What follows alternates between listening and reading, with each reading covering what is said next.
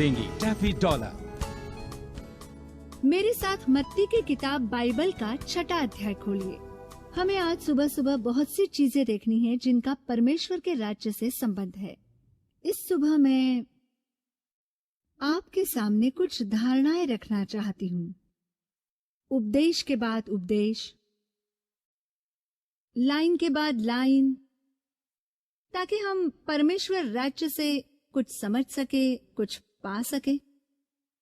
हमें सिर्फ ये जानना काफी नहीं है कि वहां एक राज्य मौजूद है, पर अब समय आ गया है कि हम उस राज्य में सिर्फ मोक्ष या फिर जीवन के कुछ क्षेत्रों में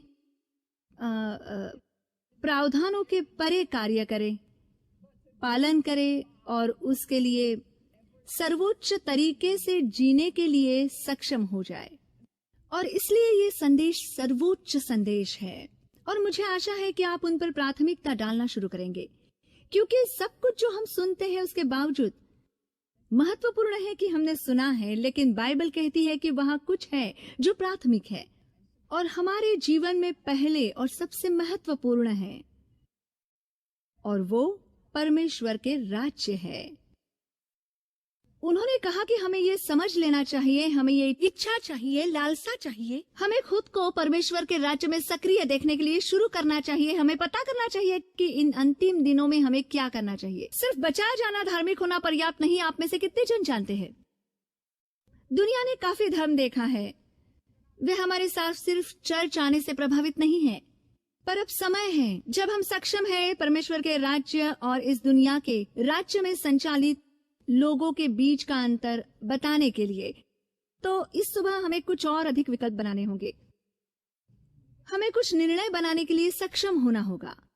हम अग्रिम में तय करेंगे कि परमेश्वर के राज्य के आधार पर हम अपने जीवन का संचालन करेंगे, और हम दो प्रणालियों के मिश्रण जारी नहीं रख सकते। हम एक ही समय में सांसारिक और धार्मिक होने की कोशिश नहीं कर सकते। हम नहीं कर सकते। आपको पता है, धार्मिक होके फिर कोशिश करें। आपको पता है परमेश्वर के साथ हमारा व्यक्तिगत संबंध है। परमेश्वर सभी को बुला रहा है।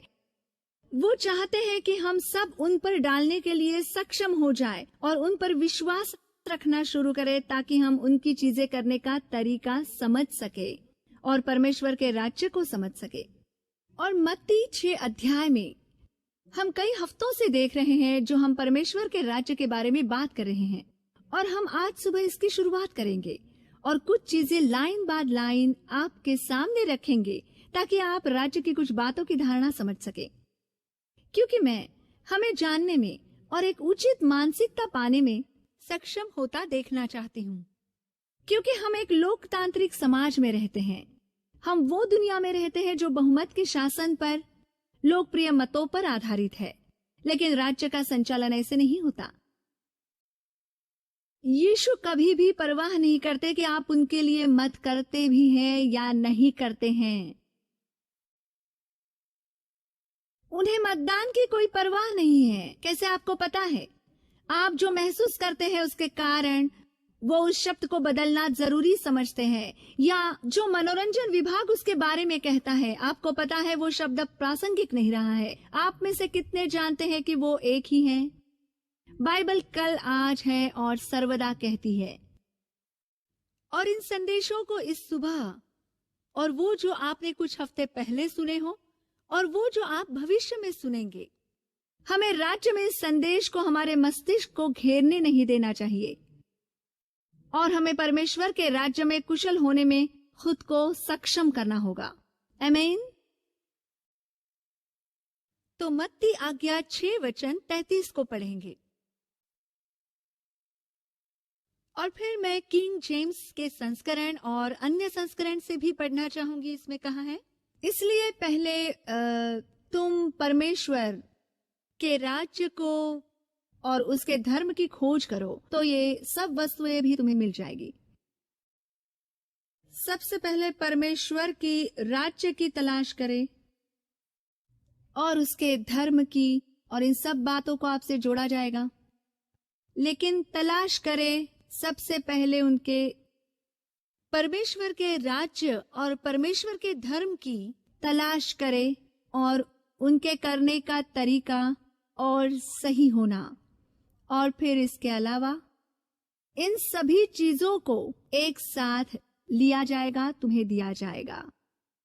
हाँ, हे पिता, हम आपको धन्यवाद करते हैं। बस अपने हाथों को उठाना शुरू करें। परमेश्वर, हमें विश्वास है कि हमें अभी प्राप्ति है कि आपका राज्य हमारे दिल में है और परमेश्वर का राज्य हमारे भीतर है, और हमें आपके शब्दों पर विश्वास है। हमारी सोच बदले, हमें अलग सोच दे। अब जैसे इस राज्य के क्षेत्र को देखने की शुरुआत कर रहे हैं, मैं चाहती हूं कि हम उस एक मूलभूत सत्य को पहचानने की शुरुआत करें जो राज्य को समझने के लिए संबंधित है। तो हमें जानने की शुरुआत करनी है कि ये पूरी तरह से इस दुनिया के लोकतंत्र से अलग है, या जो लोकतांत्रिक दुनिया से जिसमें हम रहते हैं। अगर किसी को किसी और जगह से इस दुनिया में आना हो और उनके राज्य की मानसिकता में रहने के आदी होने के बाद हमें उनकी लोकतांत्रिक मानसिकता समझने की शुरुआत करनी हो, आप में से कितने जन ये जानते हैं कि उन्हें लोकतंत्र की इस अवधारणा को गले लगाने में बहुत अलग महसूस होगा, क्योंकि वे राजा और रानी और एक सम्राट प्रकार दुनिया के संदर्भ के राज्य में रहने के आदी हो गए हैं। और इसलिए ये हमारे जीवन है जिसमें हमें अपने आप को इस राज्य में सक्रिय रखने की शुरुआत करनी है और खुद को अलग नहीं करना है, क्योंकि दुनिया के सोचने के तरीके या फिर शायद समाज या संस्कृति या हमारी अपनी परवरिश, बल्कि हमें उसमें भूल जाना होगा। सिर्फ ये कहना काफी नहीं है, खैर तुम्हें पता है मैं उस तरह से नहीं पाला पोसा गया था, मुझे राज्य में रहन सहन के बारे में ज्यादा चीजें समझ में नहीं आती। परमेश्वर हम पर निर्भर करते हैं उनके बच्चों के तौर पर, ताकि हम पता कर सके चीजों में संचालित होने के लिए कैसे सक्षम हुआ जाए। हमें समझना चाहिए कि राज्यों के राजा होते हैं और यीशु राजाओं का राजा है।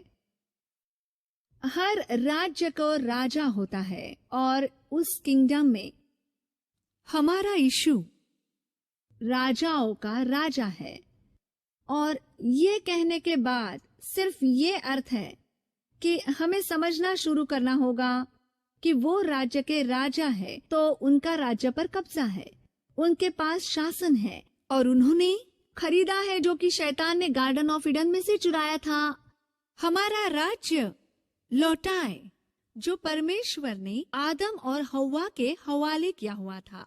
और जब शैतान बगीचे में आया और अपने अधिराज्य वापस लेने आया जो परमेश्वर एडम और ईव को दिया था, और वो सवाल करने लगा जो परमेश्वर की बातें उनसे बोली गई थी, और उन्हें ये बात बताने लगा कि यहाँ कोई अधिराज्य नहीं है और उन्हें परमेश्वर की योजना का प्लान करने की जरूरत नहीं।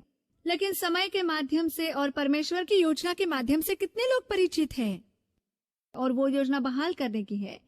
और समय के माध्यम से यीशु ने मसीहा को एक आदमी के रूप में भेजा ताकि हम समझने की शुरुआत कर सके कि अधिराज्य में चलने का मतलब क्या है, कि हम समझ सके कि राज्य के भीतर रहने का मतलब क्या होता है।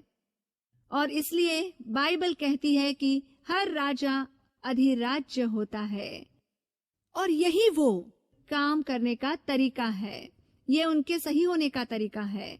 वो समाज को ऐसे प्रभावित करना चाहते हैं, वो उनकी प्रकृति और प्रयोजनों का पता ऐसे चलाना चाहते हैं। ये उनकी मंशा है जिसे हम दोहरा रहे हैं। और मेरे साथ इस अध्याय को दोहराएं, क्योंकि मैं चाहती हूँ कि हम इस राज्य के क्षेत्र देखने की शुरुआत करें। राज्य एक राजा होता है।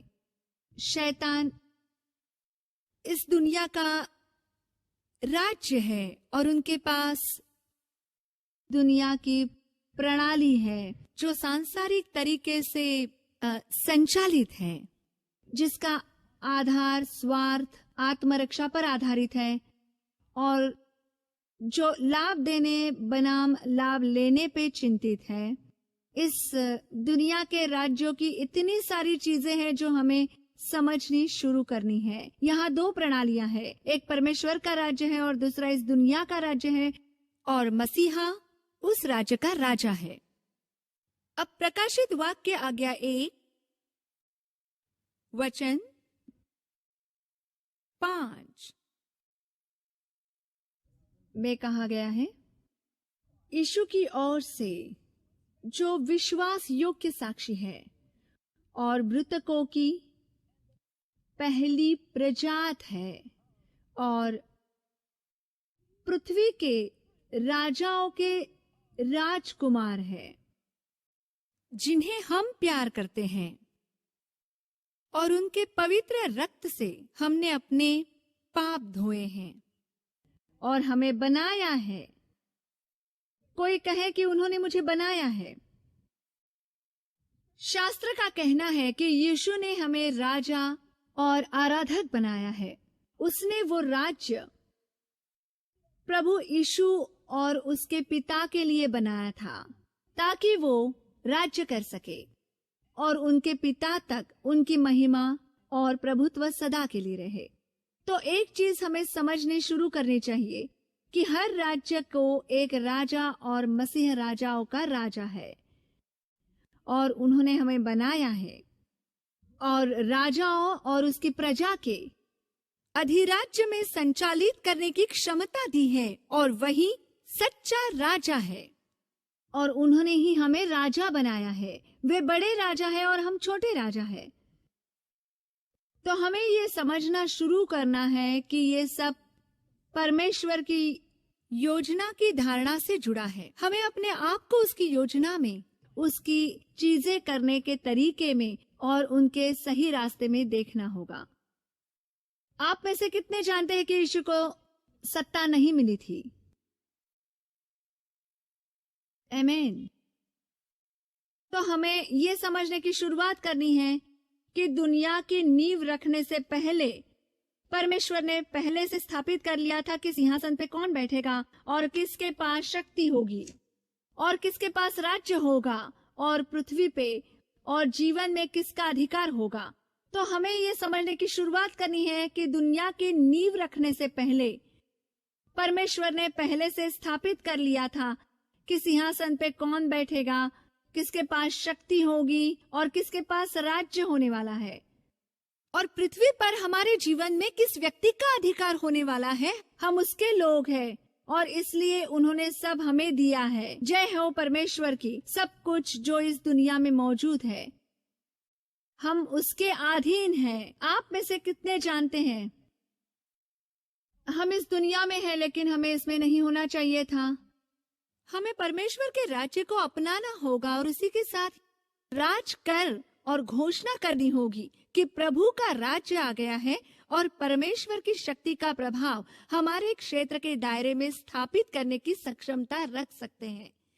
परमेश्वर की चीजों का तरीका, उनकी प्रकृति, उनका उद्देश्य और उनकी योजना है।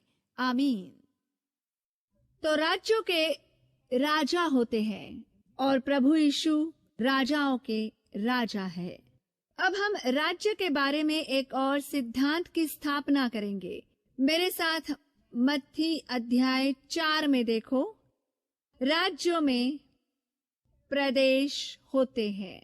आप में से कुछ लोग ये भी जानते होंगे राज्यों में प्रदेश होते हैं और इसलिए हमारे क्षेत्र पृथ्वी पर यहाँ है। जब परमेश्वर ने एडम और ईव को बनाया तो उन्होंने उनसे उपयोगी होने को कहा, उनको जीवन गुणित करने को कहा, पृथ्वी को फिर से भरने, वश में करने और अपने अपने अधिकार का उपयोग करने के लिए कहा, क्योंकि वो उनका छोटा सा स्वर्ग था। यीशु चाहते थे कि एडम और ईव पृथ्वी को स्वर्ग बना दे और इसलिए परमेश्वर ने उन्हें क्षेत्र देने शुरू किए, एक दायरा जहां वे यीशु की उपस्थिति का आनंद ले सके, एक दूसरे के साथ आनंद से रह सकें। फिर जैसे मैंने आपको बताया, शैतान आया और उसने आदम और ईव को कुछ ऐसे शब्द कहे जिनके बोझ से वे समझ नहीं पाए कि यीशु मन में उनके लिए कुछ कर रहा था। शैतान आदम और हव्वा को परमेश्वर की योजना से दूर ले गया। फलस्वरूप अवज्ञा का प्रवेश हुआ। लेकिन यीशु का शुक्र है कि मसीहा वो क्षेत्र को बहाल करने आया। दुश्मन पर और दुश्मन की योजना पर विजय पाली। हम इन बहुत सी बातों की नींव रखने में सक्षम नहीं है, तो सिर्फ मेरे साथ चलिए ताकि हम वो धरना हासिल कर सके। चलिए मत्ती में अध्याय 4 का यहाँ देखे, वचन 5 देखे। यीशु के नेतृत्व में किए जाने के बाद ये हुआ। ये शैतान की परीक्षा थी जो आत्मों के जंगल में रहता था। यीशु उपवास कर रहे थे, भूखे थे, और शैतान उसी समय पर आया जब यीशु कमजोर थे।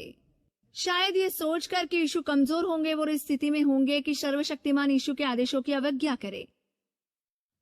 शैतान आया और उसने यीशु से कहा, वचन 3, कि अगर तू परमेश्वर का पुत्र है तो कहे कि ये पत्थर की रोटियां बन जाए।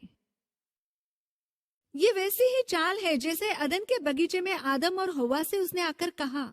शैतान बोला, तुम्हें पता है परमेश्वर जानता है कि आप उन्हीं के तरह हो जाओगे, अच्छाई बुराई समझने वाले, अगर आप पेड़ का फल खाते हैं। उसी चाल को लेकर यीशु के पास आया और उसने कहा, यदि तू परमेश्वर का पुत्र है। आप में से कितने जानते हैं यीशु परमेश्वर का पुत्र था?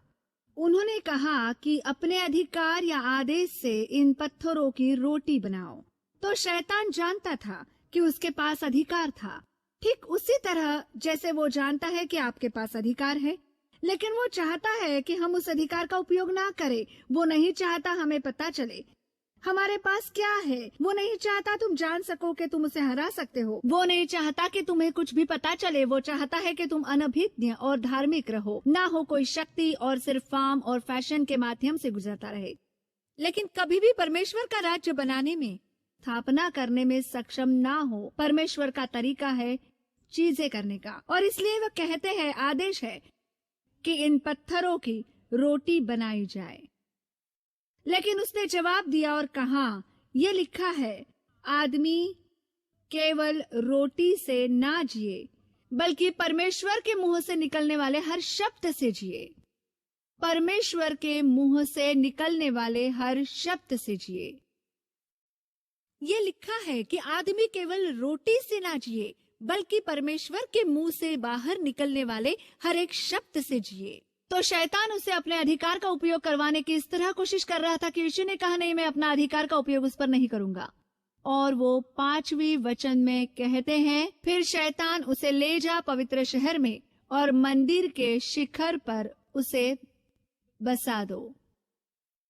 ये 6वां वचन ये है कि यदि तू परमेश्वर का पुत्र है, अपने आप को नीचे डाल दे, क्योंकि लिखा है, अपने स्वर्गदूतों को विषय प्रभार देना होगा और उनके हाथों में वो तुझको सहन करेगा। किसी भी समय तू पानी के छींटे पर हो और तेरा पैर पत्थर के खिलाफ टकराए। यीशु ने कहा कि सुन, पवित्र पुस्तक में लिखा है कि तुम यहोवा